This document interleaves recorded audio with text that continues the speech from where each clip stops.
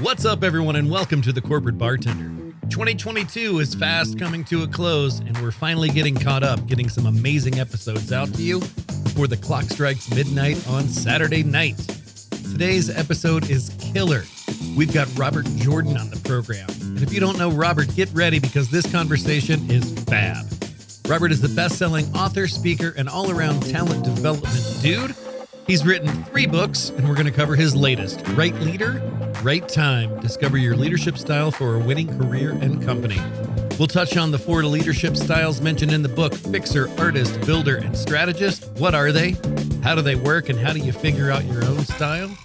He's an awesome person. This conversation was a blast, and I think you're going to dig it. So buckle up, TC Beers, grab your favorite cocktail, and let's get right on into it with Robert Jordan on today's TCB.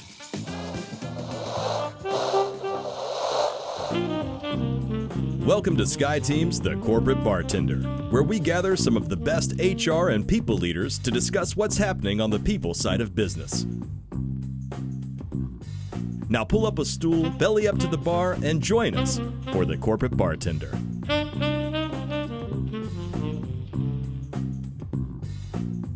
All right. Well, welcome, everybody. It is your favorite day and mine. It's Wednesday. It's Corporate Bartender Day. It is the 9th of November, 2022, episode number 150. We have done this 149 other times, and this will be our last show before Thanksgiving. We've got a client gig next week in Arizona. Ruby and I will be down in Tucson for the week, and then it's Thanksgiving week, and we're gonna lay low and chill. And we'll be back on the 30th of November. We've got some upcoming guests. Thais Gibson will be with us on the 30th of November. She's the author of a book called Attachment Theory, a guide to strengthening the relationships in your life. I'm really looking forward to that one because, as you all know, relationships are near and dear to our hearts here at the Bartender and at SkyTeam. We have some science getting dropped here on the 14th of December. Dr. Carla Fowler, MD, PhD. She has a scientific approach to what she calls performance science. I'm looking forward to digging in on that. And our first show in 2023, we have Dr. Corey Rosen on the 18th of January. He's the author of a book called Ownership, Reinventing Companies' Capitalism and Who Owns What. He has some really cool thoughts and ideas about employee ownership. And I thought, for all of our HR folks who are chief people this or chief human that, some interesting ideas to bring to what are we going to do with our long-term incentive and equity programs that's a little bit different from the competition. So looking forward to that. Have a few other guests up our sleeve coming up for Q1. We'll get those to you as soon as we have dates. As you all know, you heard us talking about it at the beginning. I'm going to keep asking because I'm a pain in the ass. If you don't have your copy of You, Me, We, please get on that. Get your copy.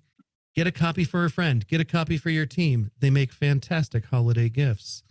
And He'll if you keep do asking because I keep hassling him to keep asking too. So I'll take culpable negligence. And if you do have one, if you don't mind popping over to Amazon and at least clicking the stars, if not writing a little review, that would be awesome because for some reason that impacts how we show up in Amazon and where we end up on lists and things. And, who doesn't love following that? Oh, Laurel My copy has sand in it. Yay. I was going to say, I thought you were still on the beach, sister. Nah, I am. Colorado's a beach some days, but not today. Well, it's good to see you. You look fresh and recharged from your beach vacation. That's fantastic. And Laurel, you did write an Amazon review, I think. I did. They actually published it. I put in all the F words in my review that they edited out of the book. That's right. Yeah.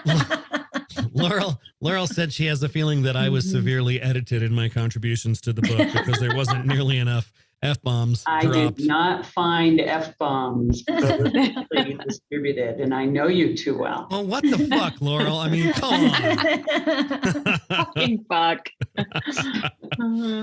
Today's gonna be fun. We've got a guest. Robert Jordan is here.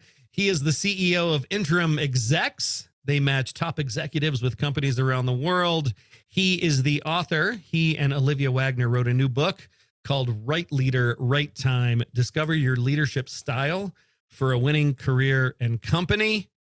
And, you know, very similarly to me, Morag and Ruby, we wrote a book about leadership and have an assessment. He's got an assessment coming out that will help you determine your leadership style.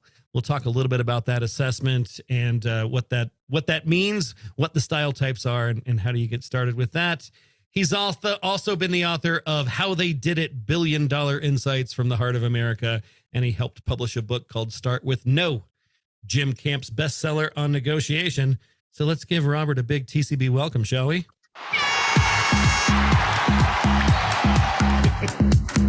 I love that even Mark Russell knows. Best intro ever.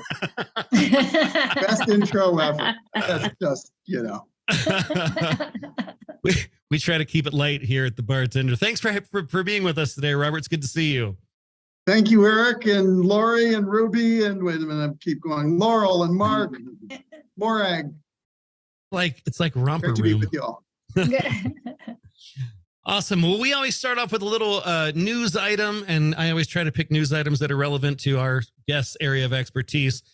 Today's news item is from HBR, and it's called How to Develop Your Leadership Style, which I thought that's interesting. And then it says concrete advice for a squishy challenge. And, you know, I think we've all been in that position where we've either given this advice or we've received this advice as part of our performance review process or just our coaching check-ins with our bosses as we came up in our careers. You know, sometimes we get that comment like, you know, Eric, you need to increase your executive presence. Oh, You don't have enough gravitas. You need certain important intangibles. Yeah, it's like, well, how does that help? I don't know what that even means. What they're trying to put their fingers on is, I think, leadership style, what that means. And this article was written by a couple of sociologists, and they say that these styles are essentially the culmination of signals that we send to other people, and they fall into two categories: power and attractiveness. Power markers are confidence, competence, charisma, influence on the upside, but on the downside, they can be arrogant, abrasive, intimidating. Whereas attractiveness markers are agreeable, approachable, likability. But, you know, on the other side, their lack of competence or confidence and submissiveness. So it's funny because I think about it in terms of disc preferences, because we do a lot of disc work here at Sky Team. And it also makes me think of the human element stuff around what are our triggers around competence, confidence, and likability. And because all those words were in here. And so it's interesting because basically it says the things that we talk about all the time. We lean on the things that come naturally, and we have to stretch into the things that don't come so easily. And sometimes that just takes more energy and intention. And we talk a lot about intentionality in our work, and making that choice and doing those things is not always easy, but sometimes it pays off. And they told a story in there about Vince Lombardi, who, and he coached a football team. Ruby, what team did he coach? The Packers. And it was funny. Before he was the coach of the Packers, he was the offensive coordinator for the Giants, and the players did not like him. They said that he was loud and arrogant, and they called him Little Mussolini, which I thought, wow, that's pretty rough. But he got the feedback, and they told him, you know, hey, dude, I don't think they didn't say this, but this is how I would say it. Your intention and your impact here are not aligned.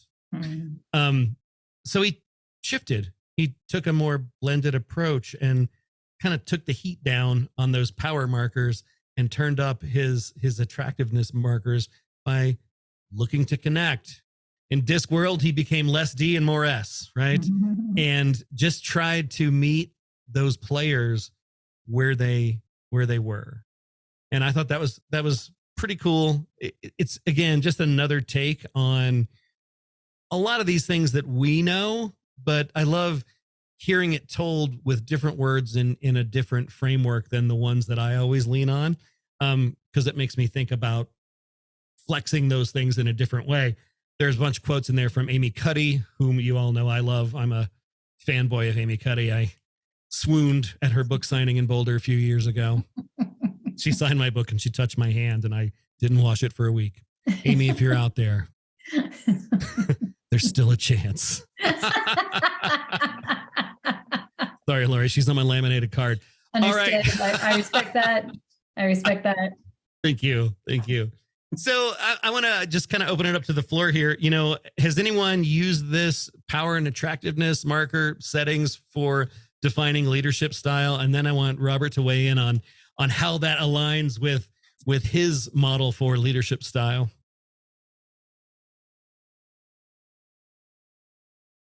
So Eric, I just looked at the article briefly, and there's something in here that I love. It said it's important to understand that style is distinct from personality. Mm-hmm.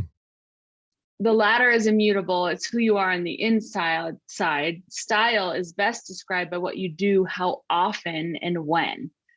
Joyce. And I love about when I talk to people that I'm coaching, it's like, I want more of you in the world. Like, I want to see you come out of your shell and show your personality and who you are, because those are the gifts that you bring to the world. And we need to adjust our style given the people that we're interacting with and the work that we're getting done. So I love that it's called out in this article. It's like, we need to balance both as leaders, because we need to be vulnerable and really show who we are and what we believe and be with people. And we also need to adjust our style. So I think that's what stood out to me in the article. I think that's really powerful. Yeah. It makes me think, Ruby, of, those leaders who they're kind of the my way or the highway, take it or leave it kind of leaders. They're like, well, this is just who I am. And, they get their Myers-Briggs or their disc and they go, well, it's just because I'm a D or I'm an INTJ, you can suck it and deal with it. Right. Versus trying to connect with your folks on a human level. And, I think in the research and work that we've done over the last 10 years, we've learned that it's those relationships that are the primary driver of happiness, engagement, and productivity at work. And if the leader of the team isn't modeling those relationship building behaviors, those flexing behaviors, well, nobody else is going to do it. Morag and I used to work in an organization that was a very, frat boy, A-type driver, pain is rewarded kind of culture. And everybody just tried to out-pain each other. And it wasn't fun. And none of these flexibility markers were modeled. And so it didn't happen, right? I mean, it started at the lowest levels in the organization. And by the time those guys got promoted to management level jobs, they were already modeling the bad behavior of the leaders that preceded them. And that's always, my soapbox about culture, and that the highest level leaders in the organization are going to set the stage for what's normal, what's acceptable, what's encouraged. And so when you have an organization where the highest levels of leadership are just, I'm a D, so suck it, right? Like that's gonna, completely permeate the culture and the values and what's rewarded and all of that. So Ruby, I love how you pulled that out, that personality is different than leadership style. And I think when you have people that are stuck in that whole, this has always worked for me, it's fine, right? Everybody can adjust to me because, I'm not going to do it differently. I think if you really peel that back to say, well, what keeps you up at night? Or what challenges are you facing? Or where do you think people could be more productive? Like kind of get to their pain points and back into it to say, I wonder if a modification in you could actually create a modification in these results that are keeping you up at night, right? And so trying to back into it through what's in it for them, right? It reminds me of Bill Treasurer's comment last week when we were doing the article and we used the excerpt from his A Leadership Kick in the Ass book.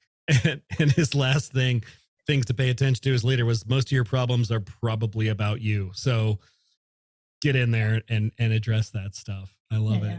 I love it. Well, that's a good segue. I want to get back to the leadership style question because I have so much to ask Bob here about his assessment and how he came to write this book. But let's formally transition into that space.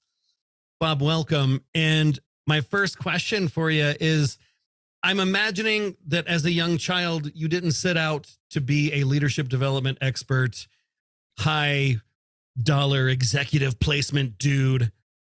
That's not what you imagined you'd be. How did you get here? And how did you find yourself this subject matter expert, author, just all around awesome dude? You know, Eric, you're sparking an idea for a new book. I think what we should figure for everyone is, what was your childhood dream? Because what I was thinking as you said it is, astronaut. Okay. You know, so, you know, for everybody, like, what was it? Fireman, doctor, whatever. But yeah, it was not, it didn't have anything to do with whatever. But thank you all. It's a pleasure to be with you. I guess the starting point, if I go back to the HBR article, which is we went in a completely different direction from what they were talking about. What we're trying to get at were four things closely related, which are process, approach, system, and style. And the shorthand was style because it's like, does the world need another acronym? We were already introducing an acronym because the four styles that we identified are fixer, artist, builder, strategist. Those are fab. That's FABs. And we knew throughout the book it was going to be called FABs because you got to have a shorthand. And the assessment we're launching is called FABs Leadership Assessment. But it is, if anything has inspired us, it is much more to the cognitive side. If you're familiar, I'm sure some of your folks and you guys are familiar with Kolbe. And Kolbe was the first cognitive profile, the instinctive, intuitive way you approach work. So that was a guiding light. What we're trying to get at in terms of the shorthand style around process, approach, system was this observation of exceptional leaders. So in our work, we've been approached by about 7,000 executives, and that's a lot of people. And you know, if it was a line, you know, waiting to play some of your guitars, that's about 4 miles long. And the majority of those executives, the 50 countries, and the majority of those executives, our observation was that they were experiencing leadership journeys and careers that were okay, but you wouldn't call them remarkable. Okay. And that was kind of tragic. And the flip side was that if you just looked at the top 3, 4, 5%, remarkable leaders. And because we have this ringside seat, when organizations call us and we match, we're there all the time. We're talking to the boards, the owners, how are they doing? And it's overwhelmingly successful. And we're like, well, how did you do that? And we spotted these 4 different patterns, which we labeled fixer, artist, builder, strategist. So the impetus for all of this was, if we could talk to people earlier in their career journey or earlier in their leadership journey, we would want to get across a very clear message, which I can sum it up as, do not attempt to be all things to all people. It sounds so obvious, but the majority of leaders, this is what they do. And if you pointed it out to them, they would deny it all day. And yet there's this vast difference between exceptional leaders that show this kind of voice and direction and focus and results, and this majority that is mushy, and it's not really, there are no real results that are showing up. There's nothing remarkable about it. And so that was the impetus for doing all of that work. That's interesting to me. And you used two words that have kind of resonated here: exceptional and remarkable. So when you're looking at these leaders and you found that there's decidedly these two camps, what makes a leader exceptional or remarkable? When a leader shows up, and you're all experts at this, and you see this, when a leader shows up and they say, well, this division I was at this company, when I joined, it was 100 million. And 4 years later, we were at 600 million. It is measurable, it is held to account, and it is remarkable. And what you tend to see on the mushier side is, I was at this department and I was there for 4 years. Like, oh, wake me up, And was there anything measurable about it? Fixer, the energy behind turnaround. It's when somebody shows up remarkable there, it's, well, they were on the brink of filing for bankruptcy, and I saved 3,000 jobs. And sorry, there are dogs in the background. Yeah, no worries. This is Norman. We were talking about Norman. Tell everybody Norman's full name, please. Well, or the name Norman of his Instagram has an page. Instagram account that I'm helping with called Normanclature. We're starting out. Norman is the reason. Oh, look at this. Lori's got her puppy there. Love your puppy, Lori. Norman is the reason I'm in Chicago and my wife and I are driving 2,200 miles to California. Why? Because Norman weighs 30 pounds. You can't get him under an airplane seat. And Norman ain't going in a luggage hold. It's not happening with Norman. Where were we? So, yeah, I know. I totally derailed you. My fault. So you were speaking of fixers and the turnaround and how that's marked as exceptional. And yeah, so markers of accountability for Fixer. And Fixer is a particular leadership style where the market demands success. Artist, it does not. Artist expects failure because culturally that's the way we're wired, and so it tends to be very forgiving. Elon Musk is the standout artist of the age, and he screws up 10 times a day. He launched a new feature today and killed it in an hour. And, if you were a normal executive at a public company, it's inconceivable. Fixer doesn't get that slack. Fixer has to come in and every time must be successful, or you cannot maintain that as a career. It would not hold. Interesting. Well, let's talk about that. So Fixer, artist, builder, strategist. Right. How did you land there? And let's talk about each of those four styles and what that means. We got Fixer, I think, and now I'm picturing Elon as artist. Sure. So Fixer runs into the burning building. Okay. We mean something very specific with this style, which is they need to keep doing that over and over again in their career. One of the executives we interviewed, he sparked this when he said, if I put a fixer into one of my companies and the company isn't broken, he'll break it just so he can fix it. And we interviewed a lot of leaders for the book. And when we had a set process of not trying to bias answers to questions. So it was later in the interview when we would say, this is the theory, this is the thesis, these four styles. And we would kind of taunt the fixer leaders by telling them that quote, because it sounds a little off to a non-fixer. Every fixer to a man and woman would say, well, what's the matter with that? Just like, do you understand your wiring is different? Anyway, artist is the leadership style that views the world as a blank canvas or a piece of clay to be molded. Elon's the standout example, but this style is present in all leaders. It's not necessarily dominant. Sure. It is the person in your organization who is the renegade, the outsider. They do not fit in. They are disagreeable.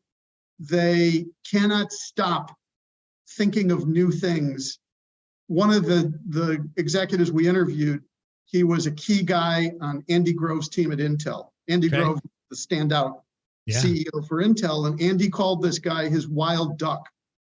And what he said, if you can imagine all of these, chip-making semiconductor execs, we're talking engineering to the core. Yeah. And that can lead to a whole lot of yes people in the room. Oh my gosh. Yeah.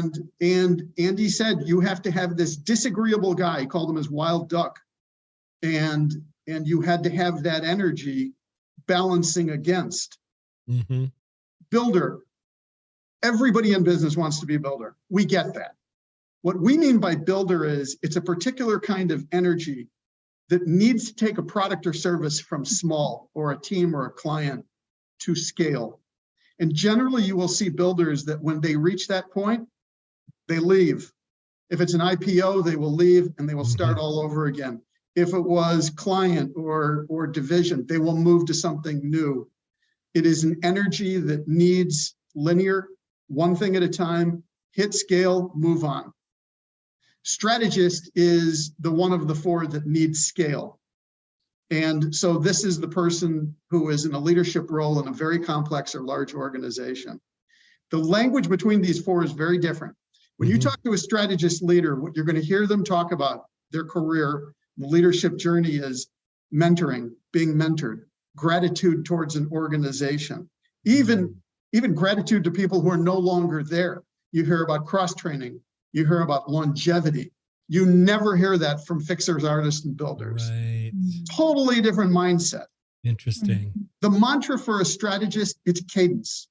It is this heartbeat of an organization. The mantra for fixer, it's velocity. Mantra for artist, it's creation. Mantra for builder, it's market.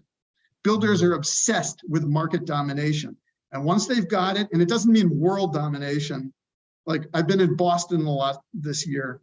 There is a bakery there that's to die for. I've never seen in any other city. They have great locations all over Boston. There is a builder at the heart of it who wants to dominate Boston. It's called, I always pronounce this wrong, Tate, T-A-T-T-E. Mark just put a message out there. You're in Boston, you got to go to a Tate bakery. But it's nowhere else. Interesting. That's a builder. That's a builder. That's a builder. So how do you determine someone's leadership style? Well, for a lot of people, when they hear what I just did, They go, like, oh, I think I'm a this. Most people start identifying instantly. We're going to put out a free assessment. I will admit selfishly, part of it is to try to put science behind what I'm saying, because Totally. we have said things. For example, fixer is a linear strategy. Every fixer who's successful you talk to, they don't fix two companies at once. It's very linear.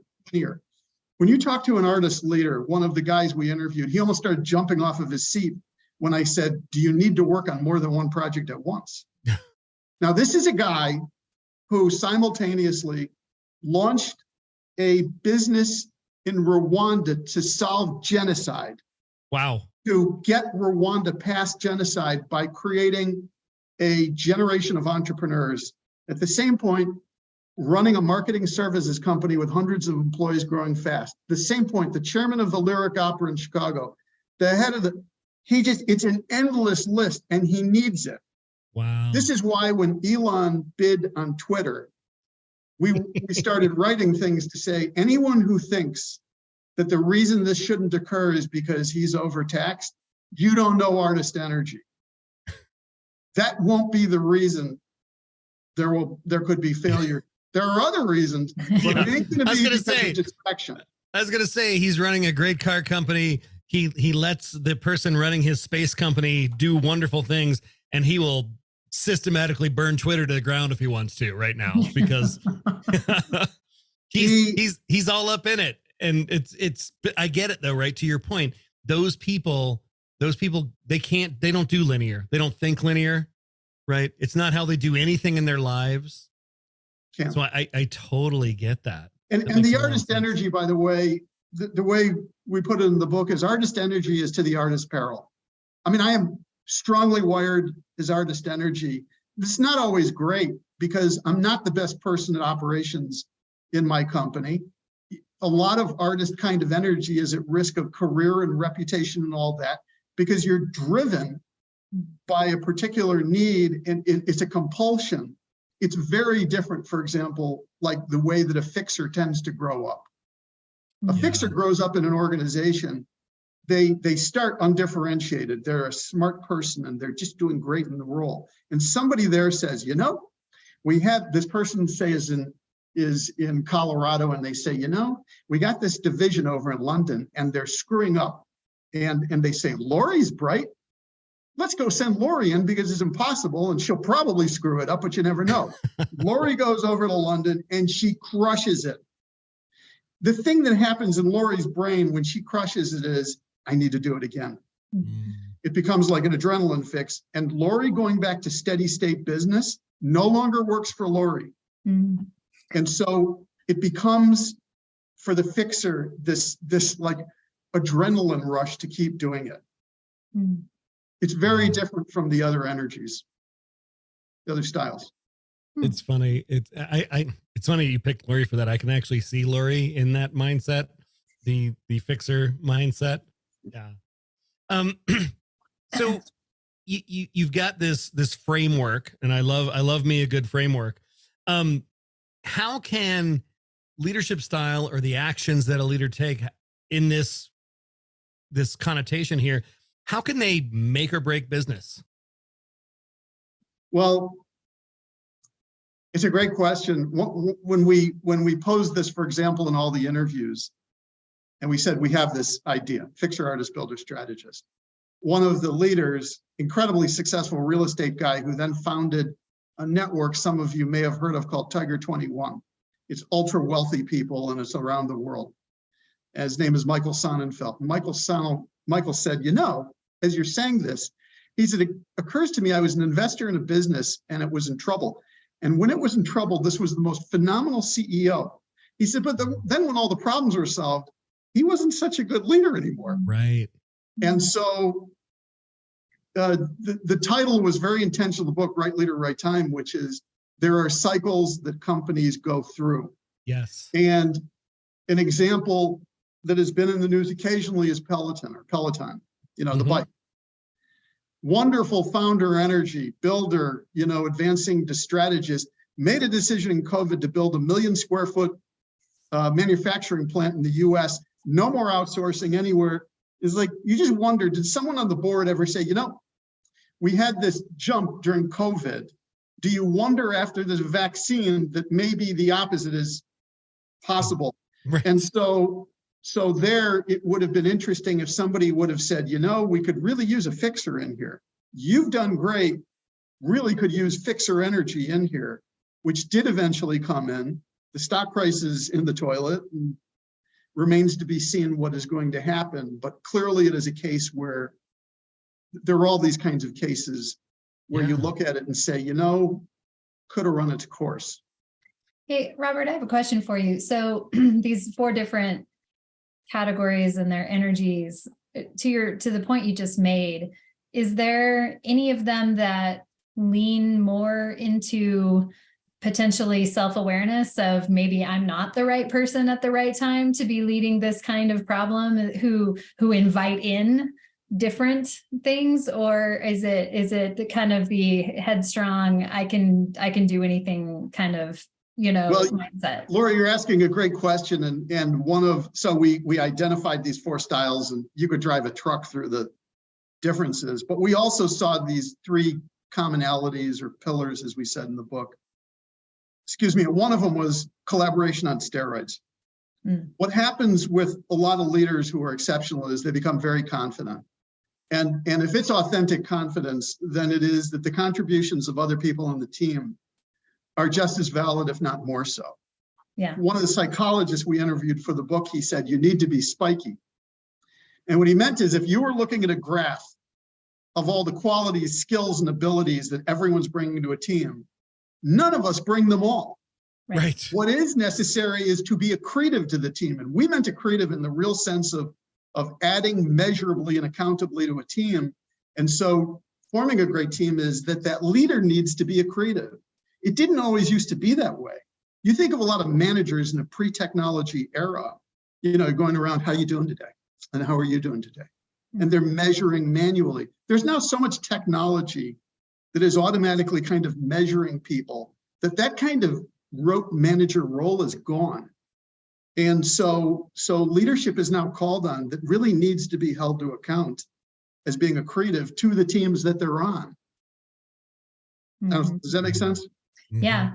But that's something that could be layered over any of those types, but maybe missing from any of those types. Yeah. Yeah. Yeah, well, one of the other commonalities, the way we phrase it is leaders who don't hide. And I can illustrate it best with a negative, which is Wells Fargo. They used to have this practice of what they called cross-selling. If you had a credit card, they wanted you to have a mortgage. If you had a checking account, they wanted. Right. Well, they played this up quarterly earnings calls for years, and then it turned out that millions of those accounts were fiction. Mm-hmm. So they've hauled the CEO in front of the Senate, and he got asked these questions. And it was, you mentioned this on these calls for all of these years, and they turned out to be false accounts. They were completely made up. What of it? Why'd you make those decisions? And what the CEO said literally was, it wasn't me, it was the board. Now, anybody that knows anything about business knows that's not the function of a board. Ever. Boards are for governance. Boards are for figuring out the CEO. They are not for tactical marketing plans. No. Not in a big public company like that. That's hiding. Yeah. And so we're very big on this concept of accountability and integrity as leading to people who are out there and saying, yes, hold me to account. So I'm curious, Robert, what do you think that CEO, the Wells Fargo person, what do you think their style is? It's funny because he was banned from banking forevermore after that. And I just saw in some publication where they quoted him, on what do you think of integrity? I was like, are you kidding me? Did any of you read? Did you Google anything about this person? There's a lot of things around style that we're not trying to say. We're not trying to pigeonhole anybody into saying you're just this one thing. Yeah. All leaders are a combination of the four. The thing we likened it to was DNA. DNA, it's just 4 nucleotides. They're just 4 proteins that make up your Aunt Mary and you and me and Norman and sorry, Lori, what was your puppy's name? Wait, Lori. Maggie. Oh, the other Peter. Lori. Dieter. Peter. Peter. Peter. It was Peter. So, but it's infinite combination of the 4 that makes up all flora and fauna, right? Yeah. And so we're thinking, well, that's the way it is with leadership. It tends to be that exceptional leaders tend to double down more, though.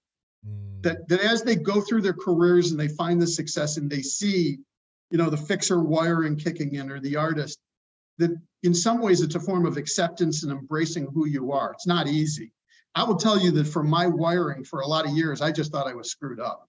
Because I was not necessarily succeeding. I was just wildly creative. And so part of this is coming to a point of kind of embracing who you are. And there are other tools. I mentioned Colby. I'm a huge fan of Colby. And I found that very validating as a measure in terms of, this is the reason I'm wired this way.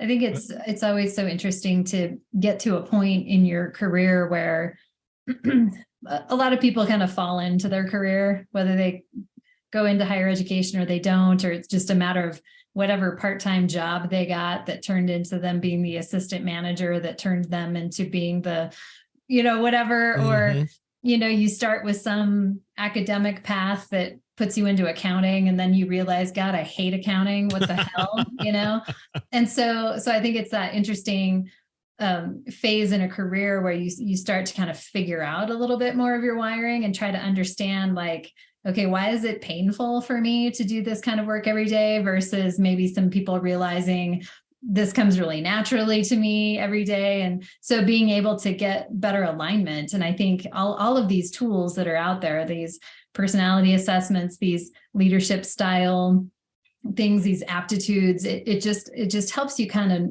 focus in on, don't work against what you naturally are, right? You have to be able to be flexible. You have to have self-awareness and emotional intelligence, and you can grow in all of those things.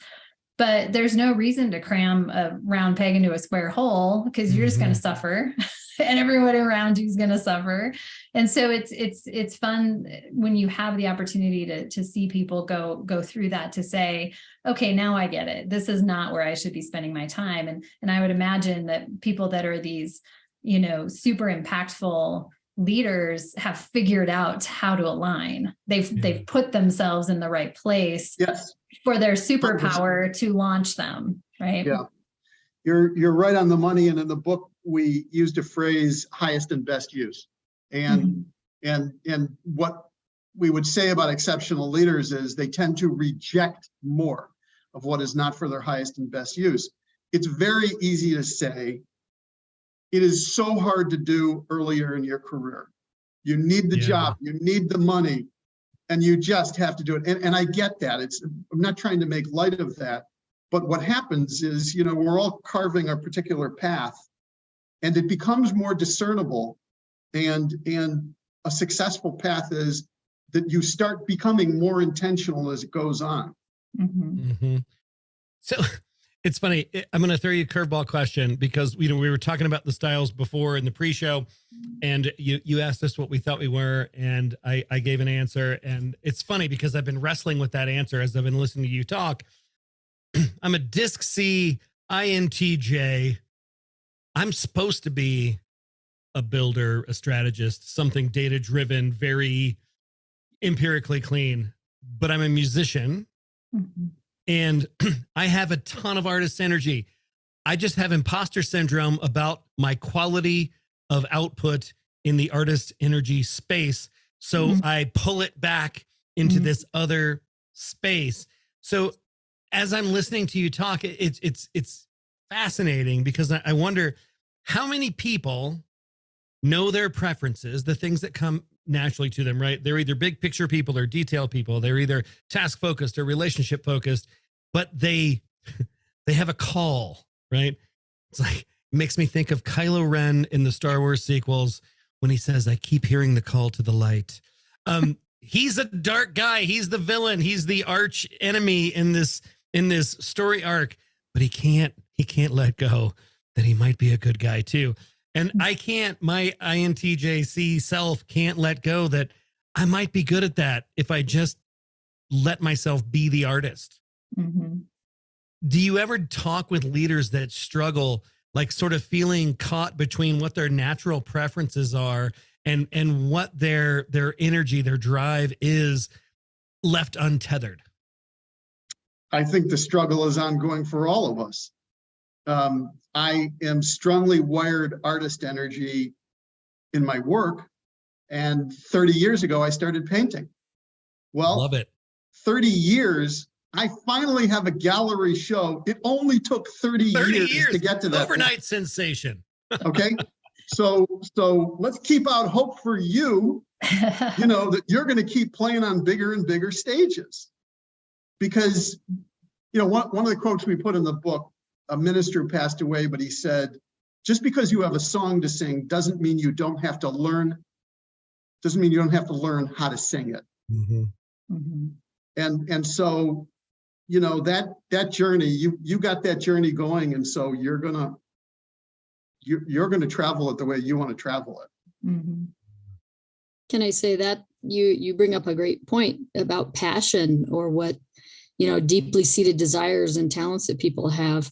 I had a chance to hear one of the top VPs at one of the financial houses. She was here in Denver for a fundraiser, and not only one of the top females in finance, but also a Black female, and just delightful to listen to her. A few years ago, Morag, you might have been there. I forget which group it was for, fundraiser, but she hid the fact that her dream was to sing at Carnegie. She was a gospel singer. And when she finally made that goal, she shocked everybody in her company because they all said, "What? We had no idea that you sang." Right. We had no idea that she had this dream and that she was pursuing this dream because she felt that it wasn't professional looking. And, the whole point was you bring your whole self to work and you bring everything about you. And it was such a beautiful story, but it was also tragic that she had hid it for so many years. And it took her until she had built some credibility within the company to where she felt comfortable that she could share something like that. So we are multifaceted people. Yeah. In honor of gospel singers and preachers everywhere. There's an amen for you. Eric, you're the best. I love it. And, you know, it's interesting, Robert, because we talk about this a lot with the clients that we work with, you know, when we're doing personality preferences or style or whatever. Just like you said, with your framework, we all do all four all the time, right? We have to be successful. There are just things that come more naturally to us, and we tend to gravitate toward those things especially when we're stressed, when we're under pressure, when there are constraints in the machine. Like when everything is great, it's a whole lot easier to flex out into those other energies and meet people where they are, you know, thinking about it from a leadership style perspective. But when things are stressed, we tend to double down on the things that come most naturally to us. What advice do you have to leaders who are stressed? I mean, I think about this builder mindset. I worked in a lot of startups, and it's stressful all the time in a startup, right? What advice do you have for leaders who are under stress or pressure to maintain their sort of ability to flex versus just doing what I call turtling up and pulling everything inside the shell and hunkering down with what comes naturally to them, which is not going to resonate with everybody in the org? It's a great question. And one of the leaders we interviewed when we interviewed these champion company founders for the book, How They Did It. And one of the leaders, he had grown a company from 3 people to 2,000, which amazed me. And it's kind of like, how? Yeah. How? And he said, you have to stay at the center. And what he meant by that is that there's got to be a core of you that is grounded. And many years ago, I started meditating. And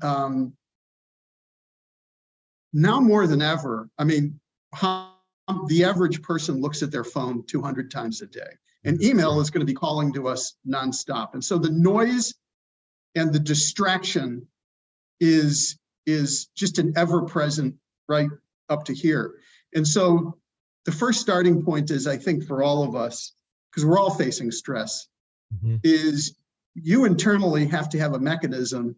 And luckily, there's this thing. And meditation really at its core simply means, you know, give yourself the gift of 90 seconds away from your machines and away from your phone, sit and notice your breathing. If you could just notice your breathing for 90 seconds, you will see that there is a change in your mindset. And, you know, that is a thing that you can practice. You can get better at it. You can go longer at it. But I think the thing for all of us is that there's got to be an internal thing going on there that is keeping you in charge of you. Well, and I would wholeheartedly, totally agree with that. And I think maybe I'm biased, right? I'm, you know, pretty attached to one of the authors here, but that's the principle of why you need a best friend at work and how to show up as one, because you need a pressure valve. You need somebody who's got your back. You need a safe space, even if it's just one other person. And the higher you go in the organization, the harder it is to have friends and have the right boundaries and have the right, you know, person in place that can be that for you. But that's the other thing that I think about is, you know, if I didn't have a safe place to kind of lose my shit when I'm over the edge, who knows what happens, right? Yeah. So I think that's another important piece of it. Yeah, I'll tell you the flip side of it is as well. What I think that is, I'm going to read your book. Recently, I read another book, if you've heard of Second Mountain, by David Brooks, and it's at the point in career where it's no longer about the money, the fame, the power. It's just meaning. It is meaning. And I'm listening to this as I'm walking around and driving, and these two words, calling and commitment. I love it. Like they just like, I had this revelation because this thing I've been doing around our company, interim execs, and around leadership and all that. And I just realized, oh my God, I'm committed. Yeah. I mean, this has become a calling that is so beyond the money. Yeah. I mean, yes, we earn a living, but no, that's not what this is about anymore. No. It so has this, it's grabbed me as purpose for my life. Mm-hmm. Yes. That is just that, you know, if I could do this, you know, God willing, the next 25 years, this is what I'm doing. And I think that is the thing that becomes a comfort for a lot of us in leadership, because the stress is never going to stop. No. But, you know, if you got that North Star, it makes it a whole lot easier. I love that so much. Ruby and I were talking about this today. I love being in a position in my life and career where I am making the choice to help people make their lives better, make their lives lighter at work. Ruby says it all the time, and I love that. It's part of the ally mindset. The ally mindset is made up of 5 practices, and the first is abundance and generosity. And just believing that the world works that way is a fundamental approach to life. And, you know, the more I am trying to get books in people's hands, not so much because I want to make money on books, because anybody that's ever written a book knows you don't make money on books. Watch Robert. Look at him right now. He'll tell you straight dope. You do not make money on books. Books cost money. And I'm giving away free books to anybody that buys one and calls me. You get a free book, right? Because I believe in what's in the book. And I think the book has the opportunity to make people's lives better. Calling and commitment. I love those things, Robert. And I love, this is one of the upsides of being a little more gray than I used to be in the past. I don't care so much about the money, because if I focus on the thing that I'm called and committed to do, the money comes. Yep. There'll be money, right? It'll be fine. I love that. I want to open it up to questions. I know we're running tight on time. Anybody have questions for Robert about these leadership styles, his assessment? I know everybody wants to get in there and take it. So, you know, you're going to get some science out of this group, Robert. Any questions for Robert before we move into our funny things, good feels, and go have some dinner? When's the assessment going to be available? Yeah, because you're fired up, right? November 20.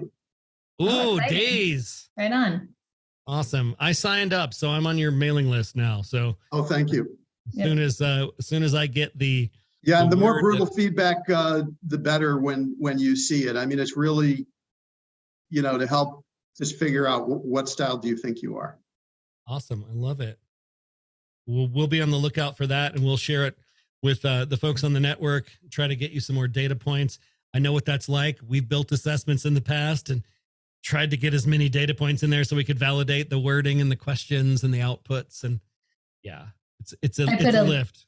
Put a link in the chat and you can sign up for a notice when the assessment's available. Thank you, Lori. It is rightleader.com.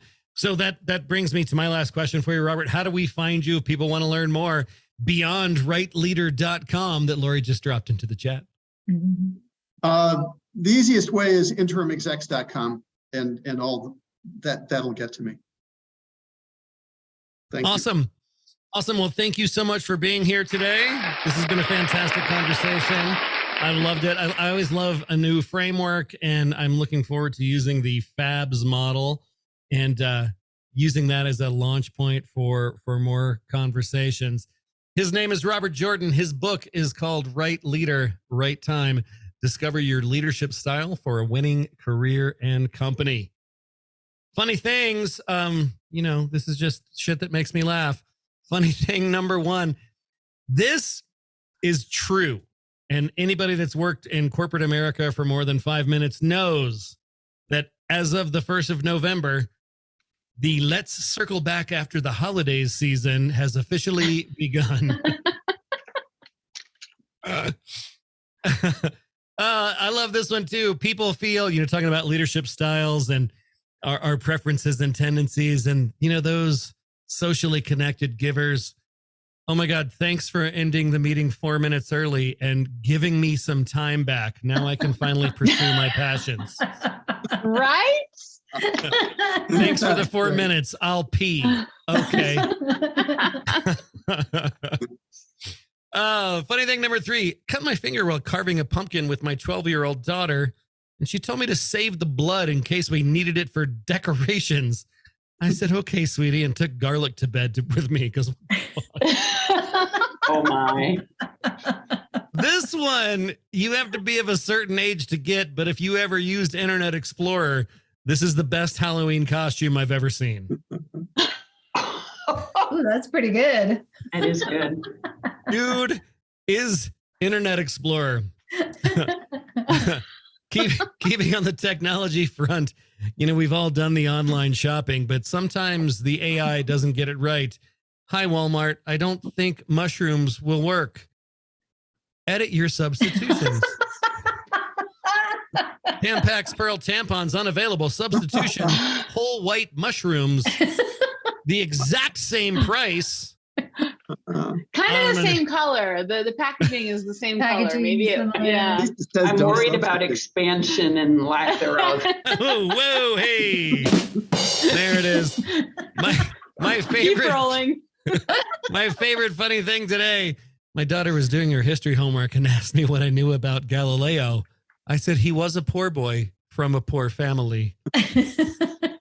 Those are music lyrics, I would imagine. That is clean. Oh, Laurie, even I knew that one. Wow. That's Yeah, good. Morag, you need to come on camera and give Laurie the Shane look. There you go. Bohemian Rhapsody. All right, today's Good Feel story. It's a meta story. We talk about Steve Hartman all the time. This is about Steve Hartman. In this week's On the Road, CBS's Steve Hartman finds that some of life's greatest lessons just for both of us. That's Steve Hartman. So cool. Isn't that cool? Mm-hmm. So cool. I thought that's why I share those stories with you guys every week. Yep. Because we all cry a little bit and we all believe, even if it's just for a minute, that humanity is going to be okay. That's it. Love it. Mm-hmm. Today's semi-quarantine cocktail is Don't Lick That. It's a riff on the Green Frog. It's got one shot of green apple schnapps. The National Park Service had to issue a statement to keep people from licking this toad in the top picture. One shot of coconut rum. That's a Sonoran desert toad. Spoiler alert, it's poisonous. One shot of vodka.